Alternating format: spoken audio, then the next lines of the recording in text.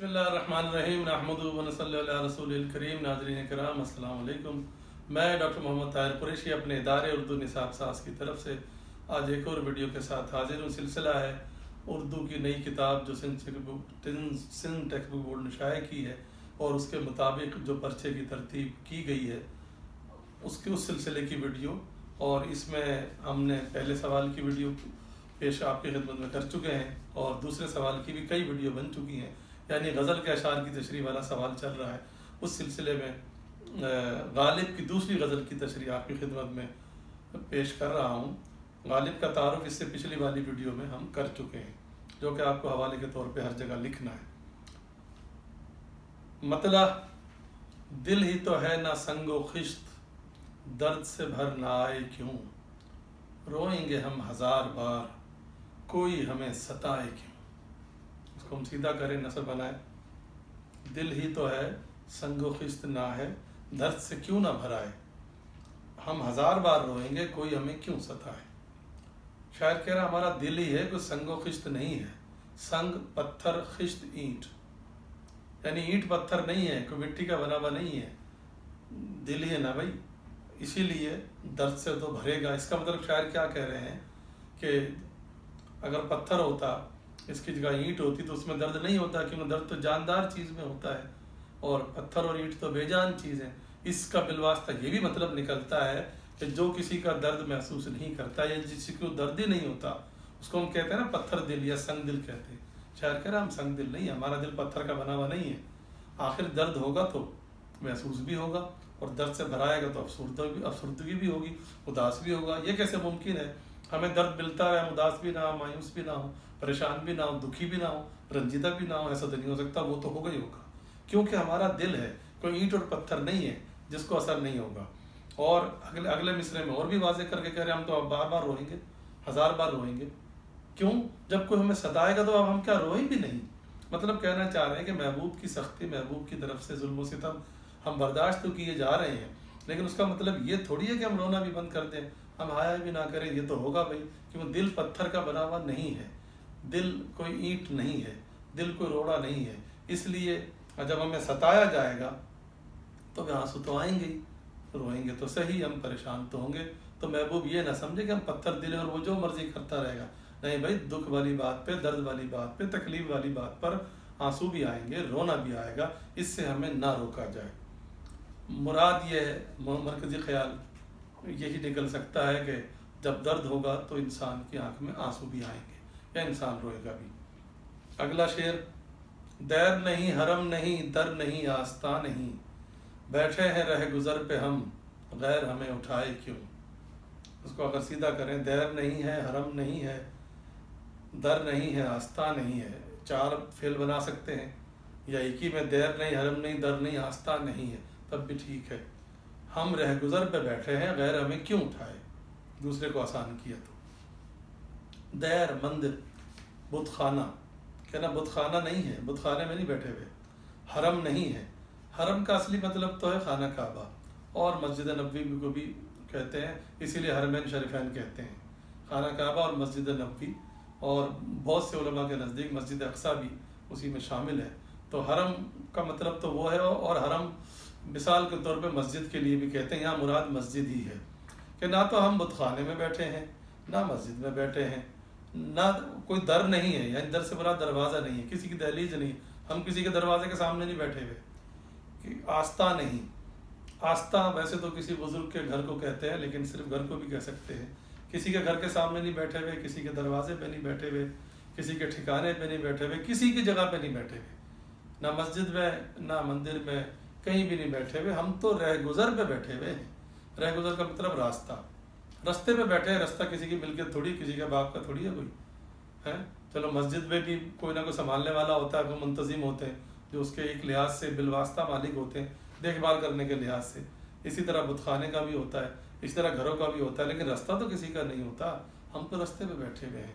तो यहाँ से कोई हमें क्यों उठा रहा है कि गैर से मुराद रकीब। उर्दू शायरी में रकीब का भी एक किरदार है, जैसे आशिक का है, जैसे महबूब का है, ऐसे रकीब है। अंग्रेजी में इसको आप विलन कह लीजिए, जो नहीं चाहता कि आशिक और महबूब के दरमियान ताल्लुकात हों, उसको गैर कभी कहा जाता है, कभी रकीब कहा जाता है। تو شاعر یہی کہہ رہا ہے کہ ہمیں محبوب کی محفل سے تو نکلوا دیا، لیکن ہم اس کی گلی میں بیٹھے رہیں گے۔ گلی کسی کی نہیں ہوتی، گلی پہ کسی کا حق نہیں ہے، اس لیے کوئی ہمیں اٹھانے کی کوشش نہ کرے۔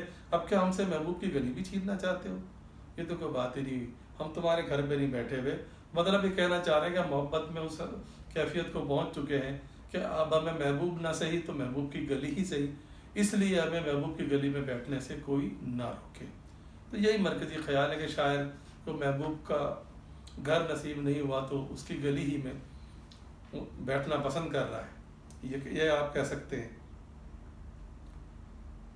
جب وہ جمال دل فروز، صورت مہر نیم روز، آپ ہی ہو نظارہ سوز، پردے میں منہ چھپائے کیوں۔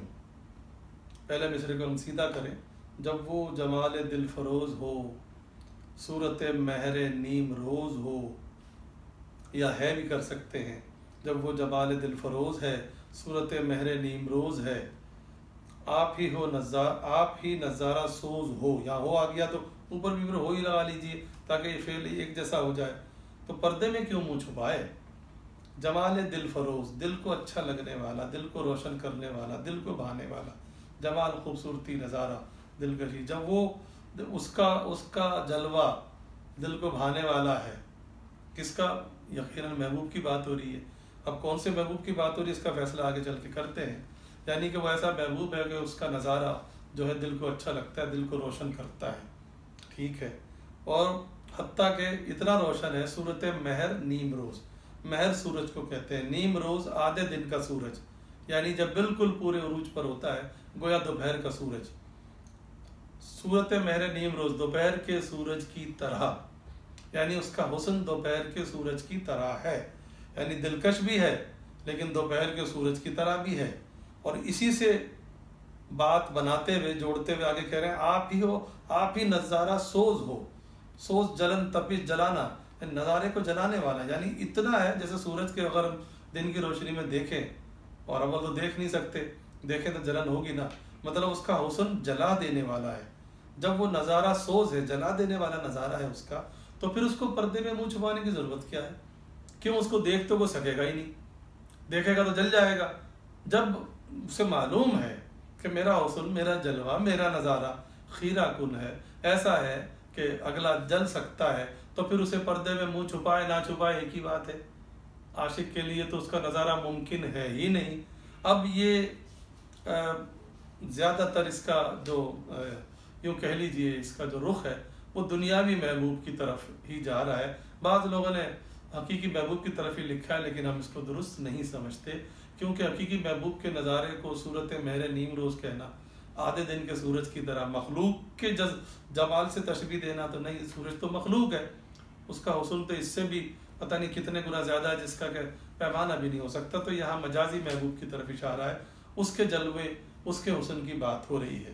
تو مرکزی خیال یہ ہو سکتا ہے کہ محبوب کا حسن ناقابل دید ہے، یعنی دیکھا نہیں جا سکتا۔ اگلا شعر مشہور زمانہ شعر ہے، قید حیات و بند غم، اصل میں دونوں ایک ہیں، موت سے پہلے آدمی غم سے نجات پائے کیوں۔ اس کو سیدھا کریں، وہ پہلا والا تو سیدھا ہی ہے، یا اصل میں قید حیات و بند غم دونوں ایک ہیں، موت سے پہلے آدمی غم سے کیوں نجات پائے۔ قید حیات، پہلے مرکب کو سیدھا کر لیا کریں، حیات کی قید، حیات زندگی، زندگی کی قید ہو، یا بند غم، بند غم، غم کا بند، بند کا مطلب قید، زندگی کی قید ہو یا غم کی قید، اصل میں دونوں ایک ہی ہے۔ شاعر نے زندگی کی قید کو اور غموں کی قید کو ایک جیسا کہہ دیا ہے کہ نا، جب یہ معلوم ہو گیا کہ زندگی کی قید سے بھی چھٹکارا نہیں حاصل کر سکتے اور غموں کی قید سے بھی جان نہیں چھوٹ سکتی، کیونکہ دونوں ایک ہی ہیں، یعنی اس کا مطلب ہے کہ دونوں ایک دوسرے کے لازم و ملزوم ہیں، یعنی زندگی ہے تو غم تو ہوگا ہی ہوگا، غم ہے تو زندگی ہوگی، زندگی اور غم ضروری ہوگا ایک دوسرے کے لیے، اس لیے شاعر نے دونوں کو ایک کہہ دیا۔ جب دونوں ایک ہیں تو پھر کس بات پہ کیا واویلا کرنا، کیا شور مچانا، کیا رونا پیٹنا، پھر تو موت سے پہلے آدمی غم سے چھٹکارا حاصل نہیں کر سکتا۔ کیوں؟ جب تک زندگی، شاعر کا نظریہ ہے، جب تک زندگی ہے جب تک غم ہے، گویا زندگی کی قید اور غم کی قید ایک ہی بات ہے، کیوں زندگی ہے تو غم بھی ہوگا، تو شاعر یہ فرض کر رہا ہے کہ زندگی کے ساتھ غم لازمی ہے، اس لیے کہہ رہا ہے کہ اس کا مطلب غم سے چھٹکارا کب ملے گا؟ اس زندگی میں تو ملنے سے رہا۔ اس لیے غم سے چھٹکارا جب ہی ملے گا جب انسان زندگی سے چھٹکارا پا لے، یعنی مر جائے تبھی غموں سے جان چھوٹ سکتی ہے۔ گویا جب تک زندگی ہے انسان غموں سے جان نہیں چھڑا سکتا۔ اسی کو آپ مرکزی خیال سمجھ سکتے ہیں۔ آخری شعر مقطع: غالب خستہ کے بغیر کون سے کام بند ہیں، کیجیے روئیے زار زار کیا، کیجیے ہائے ہائے کیوں۔ پہلے مصرے کو سیدھا کریں تو تقریباً سیدھا ہی ہے۔ غالب خستہ کے بغیر کون سے کام بند ہیں، یا کون سے کام غالب خستہ کے بغیر بند ہیں، اور کیا زار زار روئیے اور کیوں ہائے ہائے کیجیے۔